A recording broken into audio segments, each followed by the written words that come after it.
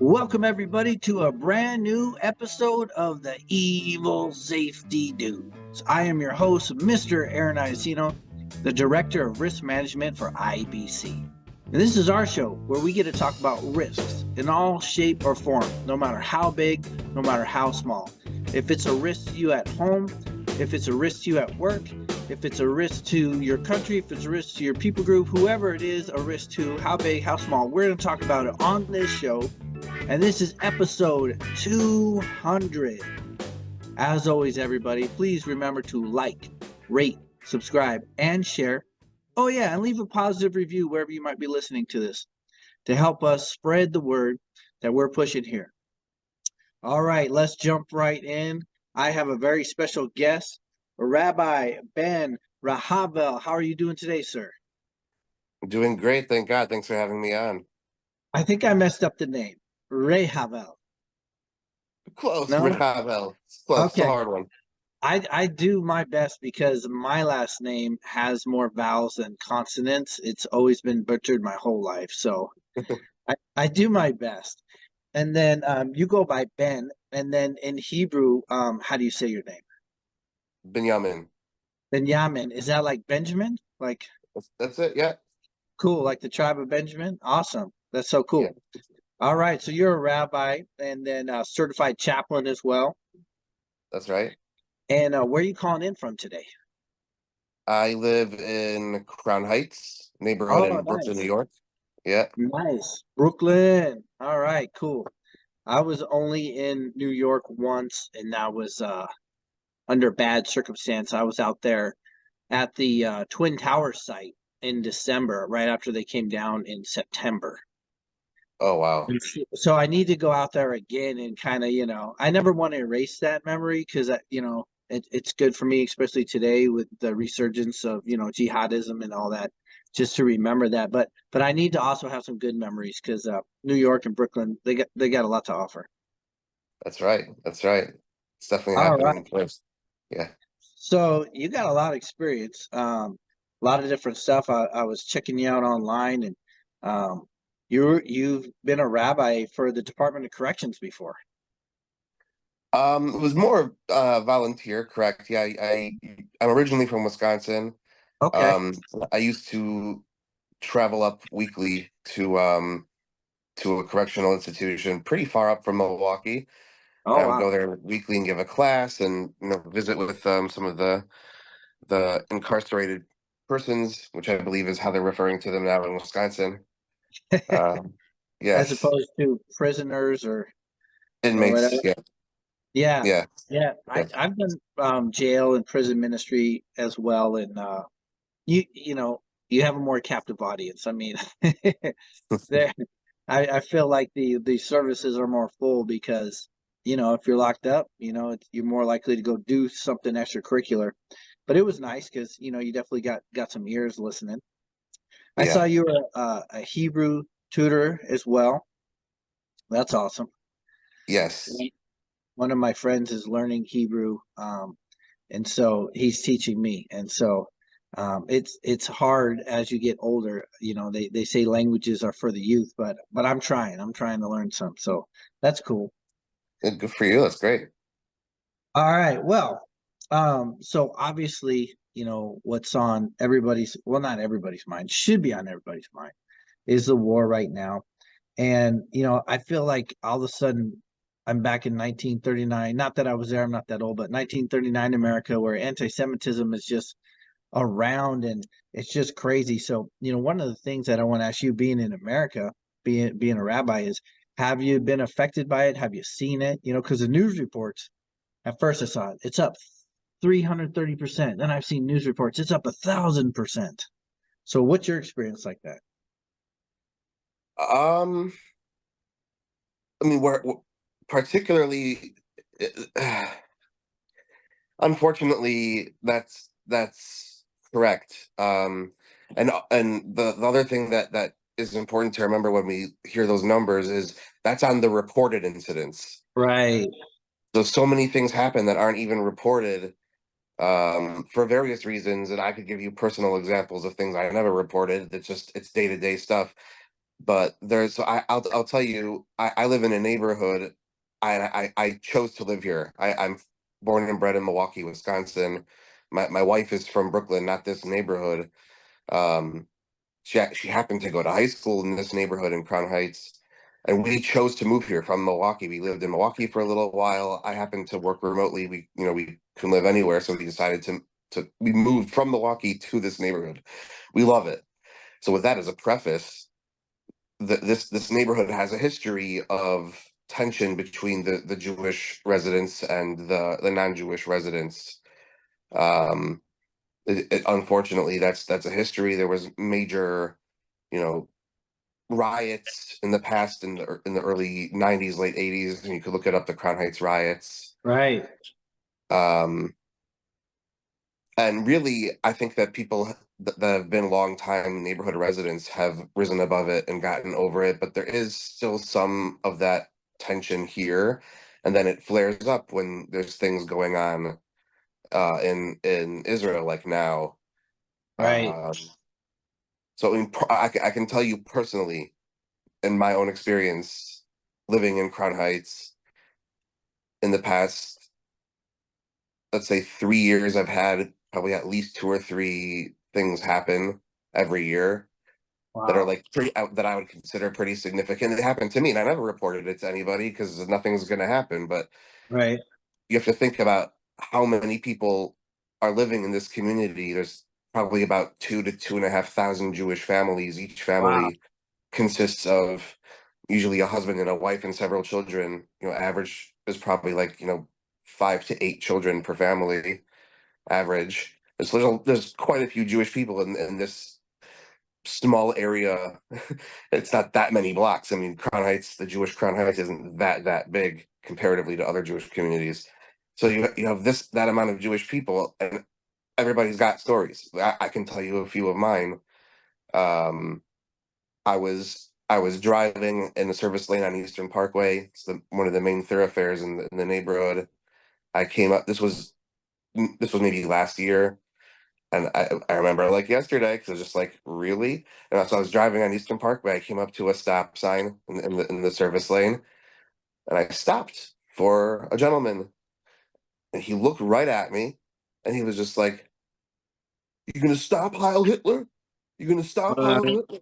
I'm like, okay, I just didn't like. What do you even do? right.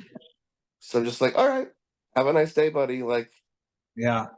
and that's the So attitude. so So he like, was referring to you as Hitler, or was he I don't just even saying know. Heil Hitler? He was like, is he calling me Hitler? Is he just saying Heil Right. Hitler to me? Like, all right.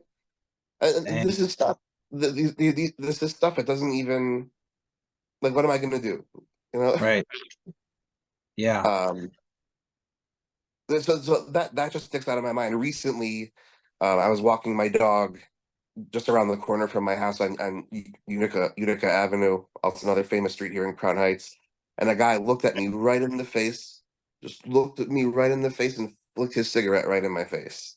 But Yeah, and it wasn't and because it's people could say, "Oh, it's just coincidental," or maybe he didn't mean to do it, or no, no, no. He looked at me right in the face, and I know these people. I know the tensions. There were plenty of other people walking by him.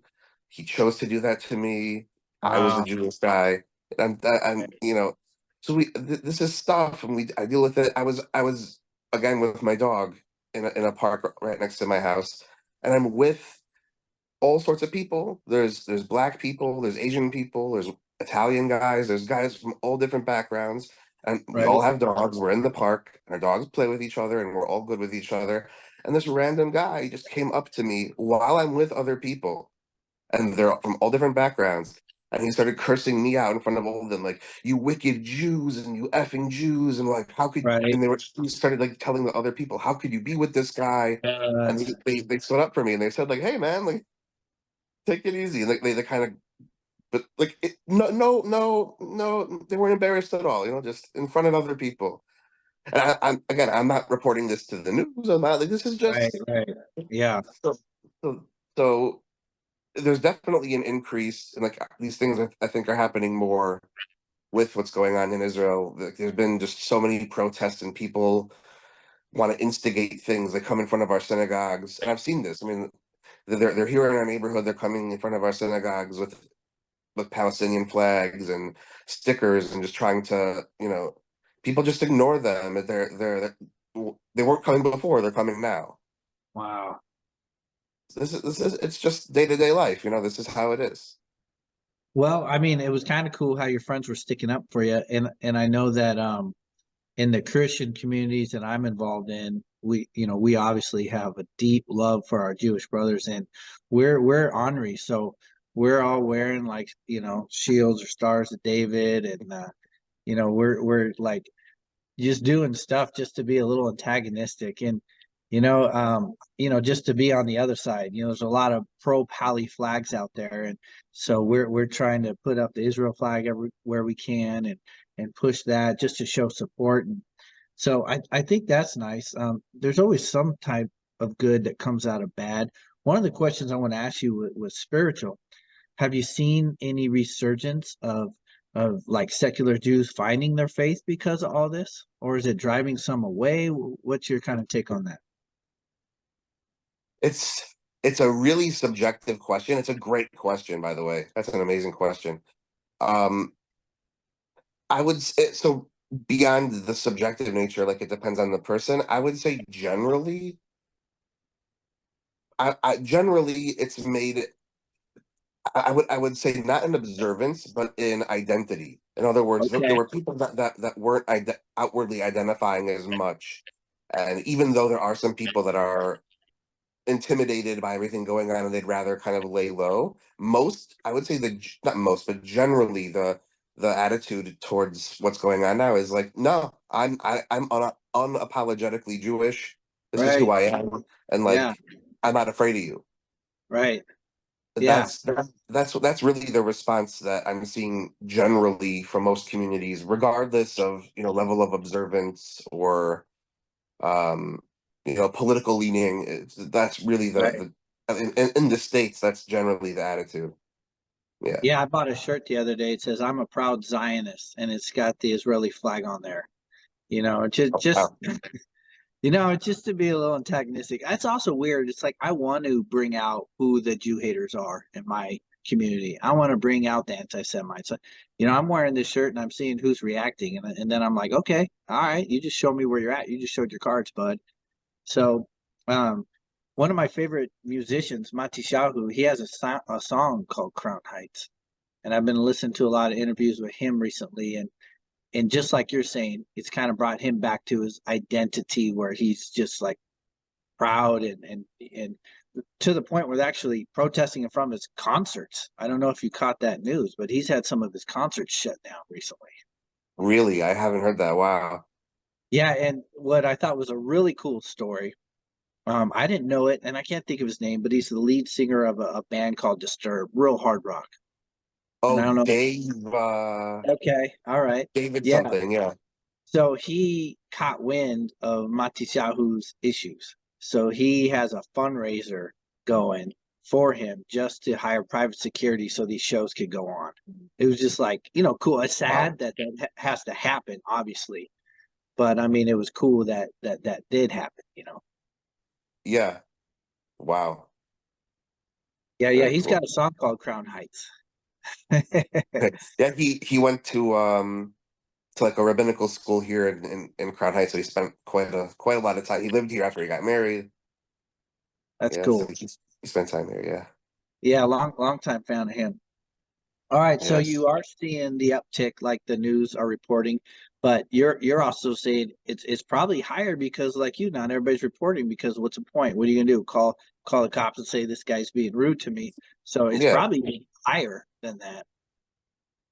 Yeah. That's really what I think, and my experience and what I'm telling you is not an individual. I'm Right. one in. I mean, there's this is everybody. This is everywhere. This is just how it is. People feel like they can hide behind what's going on in Israel to spew what they want to spew, and they're not embarrassed. So people are going for it and taking advantage. Yeah. Are you seeing support come from places you didn't expect it to? Um. That's also a good question. You know what? Now that you asked that question, I really haven't thought of it. I would say I haven't, and really, I would think that more people would speak up and say, by the way, I support you guys, and I can't imagine what you're going through and whatever. And mm, really, nobody is saying that.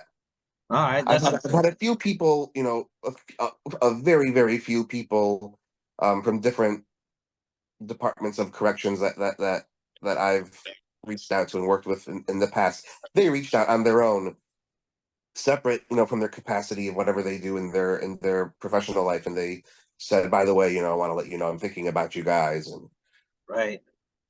I was at the but airport most, in January.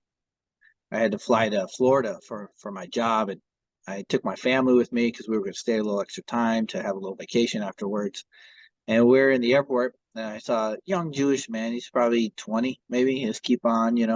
And so, I got a bracelet on. It's just like it just says Israel. It's got the flag on it. And I just walked up to him, and I just kind of showed him that. And he gave me a fist bump, and he was just like, "Thanks, man." But my son and I, we're just aware of anti-Semitism, so we're just kind of like watching his back. As we're just hanging out in the terminal, like he didn't know it. We didn't say, "Hey, we got your back. If you might mess with you, we got you." But we were just there doing it, just observing him, making sure he was okay. So it might be going on. It just may not be super out in the open. You know. right.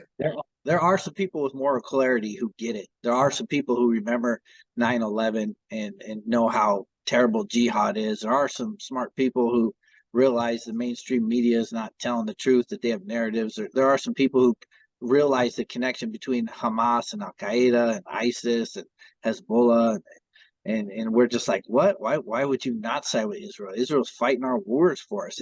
Same people that are trying to kill them are coming for us. The same people that are trying to wipe them out are trying to wipe us out. There are people who get it. It's just I think it's the silent majority, and maybe we need to be more vocal and do what we can. I think that's true. I think that deep down, and sometimes not so deep down, more surface, but most people really do, I think, side with light and with positivity and with Right. godliness, which is clearly, Israel. And they might be afraid to speak out because what's popular is, Sure. just turn on TikTok. What's Right. popular? Free Palestine. So it's not popular to I support Israel. I was listening to TV report on Tove English. Yishai Fleischer was um, interviewing someone about TikTok, and we've heard 50 to 1. The algorithms are 50 to 1 pro Palestine versus pro Israel, but this guy was Wow. saying no, it's like 100 to 1. You know, and I already caught wind of the stories where they were recirculating Osama bin Laden's teaching on TikTok to the kids, and the kids were like liking it. It's like, what is going on? It's wild. It's hard to grasp, how the good people of the world are going to allow Osama bin Laden's teachings to circulate on this platform and not rise up and do anything. It's a crazy world. Yeah, yeah. I just wrote a song called "Backwards Upside Down World," and it's about all this stuff.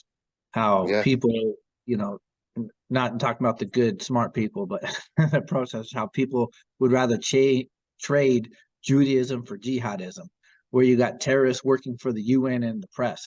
Just all these backwards things that are happening. I just wrote a song about it. It's like I don't feel like I'm doing enough. So as a songwriter, I'm like, well, I could write songs. So I got another one called War Crimes. And it's all of Hamas's war crimes, because they're accusing Israel of war crimes when Hamas is clearly just doing the most insane war crimes and nobody's saying anything. So I'm like, well, let me write a song about it. What can I do? But I see you have some guitars back there. So I are do, you yeah. are you a musician? I've been playing guitar since I was 11. Yeah. Cool, cool. Yeah. Yeah. And do you write music, or are playing some of the Jewish standards? What are you doing with the guitars? I played in like a blues rock band Oh, in high nice. school.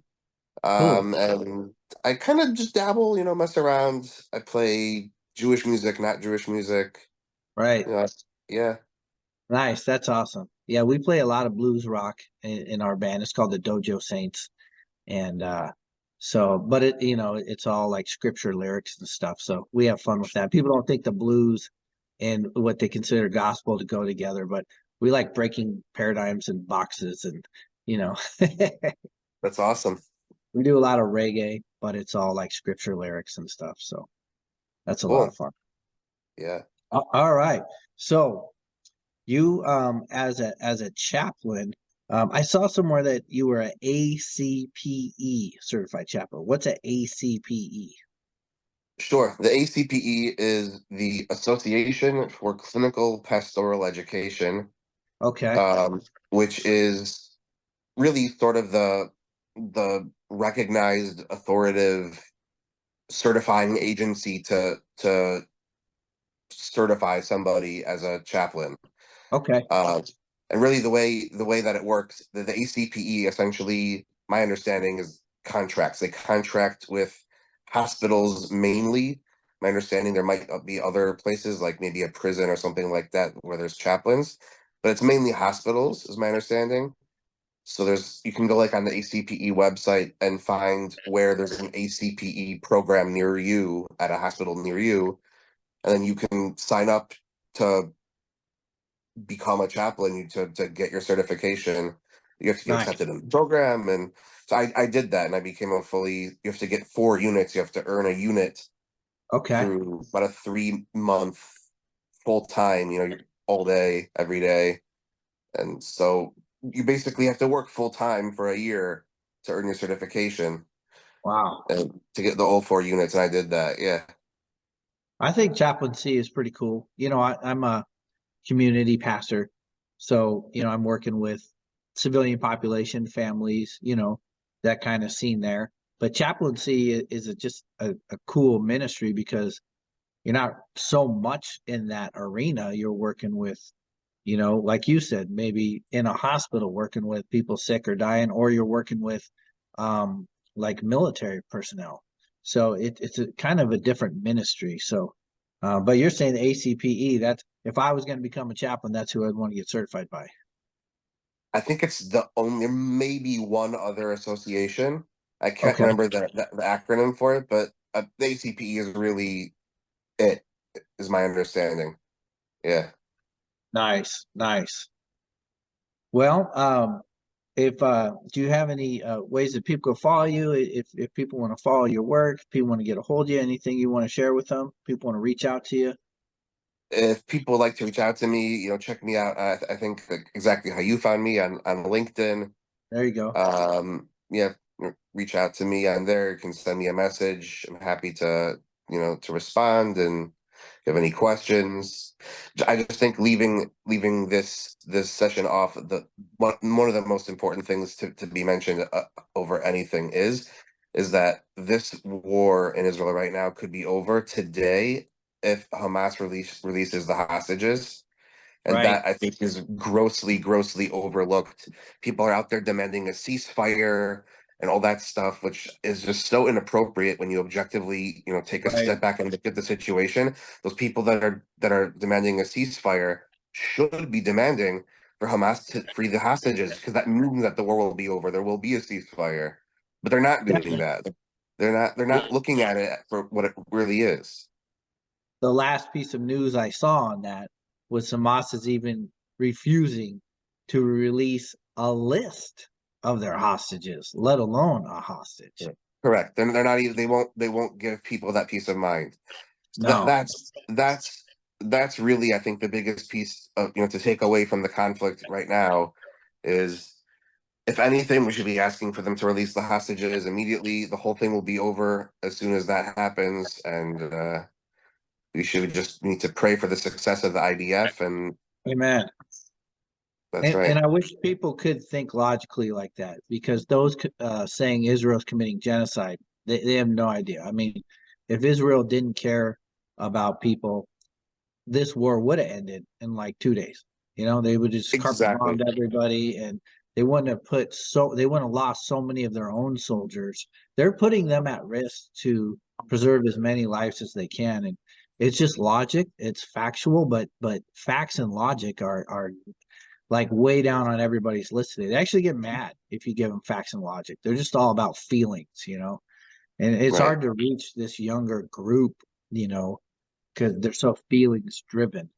Um, Talking about how wonderful Israel is in the Middle East as far as being a democracy, how it's the opposite of apartheid, how much rights people of different religions have in there, and how well women are compared to, I mean, we're talking the Middle East here, you know, Right. all the values that we share in Western civilization. Israel is a beacon of light, but people can't see any of that. It's so crazy. Yeah. Need to pray for peace. That's what we need right now. Right. Yeah, so I'm praying for peace of Jerusalem, all of Israel, all the Jews all over the world. I'm praying that the IDF has success over all their enemies. I'm praying that the Israeli government steps into like a King David role, and just for the leaders to really step up and function like King David would. We got a lot of prayers for Israel right now. But yeah, definitely for the peace going on right now, the immediate release of all the hostages. Oh man. Thanks All so right, much for Rabbi having me. Yeah, thank you so much tuning in from Crown Heights, from Brooklyn, New York City. So, all right, everybody. Until next time, stay safe.